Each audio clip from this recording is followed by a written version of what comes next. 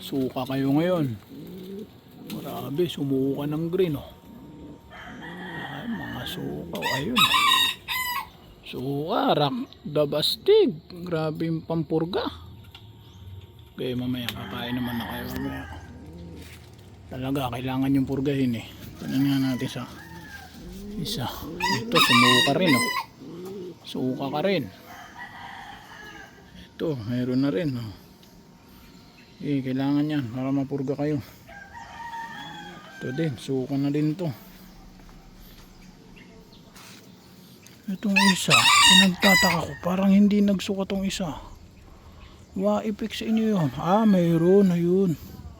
Mayroon din. Kala ko waipik sa inyong dalawa, eh. Kala ko waipik sa inyo, eh. Ito kaya.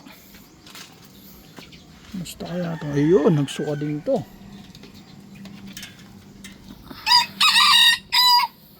Suka rin sila. Oh, diba?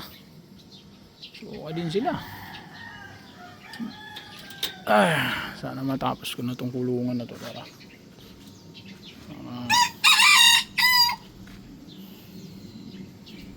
para malagay na silang lahat dyan. Ayun, nagpapasubo, oh. Pasubo ka lang dyan. Ano, lumaki agad dyan. Okay. Itong isa, kailangan magpisahan na yung isa. Pisahin mo na yan. Itong isa, malaki na yung sisiw ko dito. Laki, no? Grabe naman tayo yan. Kailangan maglinis na ng kulungan. Itong isa kaya, nagpisa na. Di pa.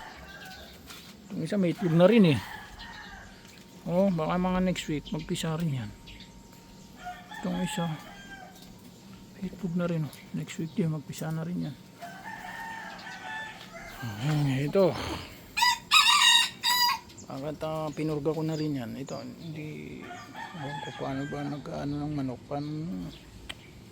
ano bang effect sa manok pagka pinupurga, nagtatay ba, nagsusuka. Ito warang ma-effect sa kanyang pinainom kong pakyaw, eh. Itong aking bantam. Ito naman, tamang viewing, tamang paaraw. Wala, eh. Dito ko nilagay, guys, kasi mapuno. Ang hirap magpa-viewing dito. Mapuno.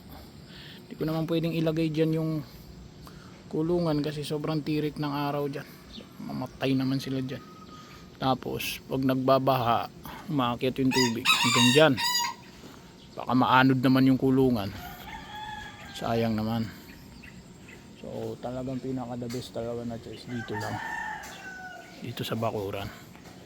Pangalawa, minsan kasi may naglalagay ng tulay dyan. Ayoko naman pagbintangan sila, pero malay mo, diba? May mga trip na hindi taga rito, biglang pagkukuhain yan. Okay, viewing. Mamaya paliliguan yung iba sa inyo at puro kuto na. Yun lang, guys. Bye.